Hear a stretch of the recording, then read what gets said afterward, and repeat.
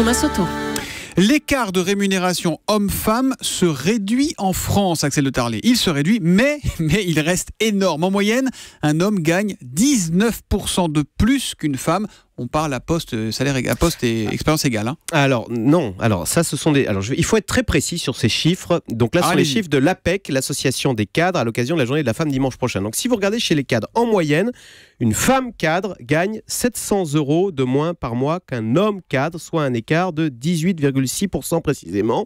Alors, il faut savoir, c'est pas mieux ailleurs. Hein. En Grande-Bretagne, en Allemagne, c'est même pire. On est sur des écarts de 22%. Donc, outre le machisme de nos sociétés, cet écart s'explique par le fait que justement, dans le monde du travail, les femmes sont en moyenne aujourd'hui plus jeunes. Parce que si vous regardez parmi les plus de 50 ans, vous avez énormément d'hommes, c'est comme ça, qui sont en fin de carrière et qui donc, logiquement, cette population, elle gagne plus que les petits jeunes, filles ou garçons, qui débutent. Ça, c'est pour les 20% d'écart. Voilà. Maintenant, si effectivement, là où cet écart devient inexcusable, c'est que si vous regardez exactement le même poste, le même âge, la même fonction, la même ville, exactement la même chose, eh bien là, il reste un écart résiduel, mais alors il est plus de 19, il est de 8,5% en faveur de l'homme. Hein. Voilà, cet écart est totalement inexpliqué, si ce n'est par le fait que le monde du travail est un monde d'hommes tenu par et pour les hommes. Ça veut dire qu'on est toujours dans le vieux schéma de la femme à la maison et de l'homme qui travaille, en fait, c'est ça ? Exactement, voilà, les femmes sont toujours vues comme étant moins disponibles à cause de la vie de famille. De fait, si vous regardez au début de la vie active, l'écart homme-femme, il est faible, il est de 4%, et puis avec l'âge,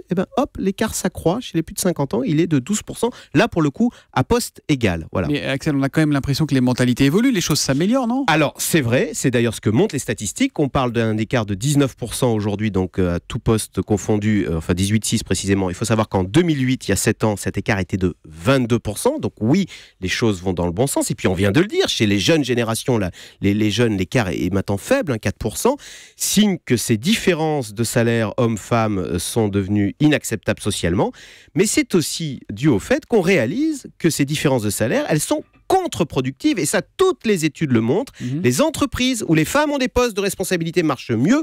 Il y a encore une étude de la banque Crédit Suisse, étude internationale sur plus de 3000 entreprises, qui montre une surperformance financière de 2 à 5% dans les entreprises féminisées, et ça parle à tout le monde, y compris aux hommes. Alors, mesdames, de la part d'Axel de Tarlet, allez demander une augmentation à vos patrons en arrivant au travail ce matin. C'est pour le bien de l'entreprise. Absolument. Homme-femme, la grande injustice continue. Si vous avez des questions à poser à Axel sur ce sujet, vous n'hésitez pas, vous nous appelez au 39 21, le standard d'Europe 1.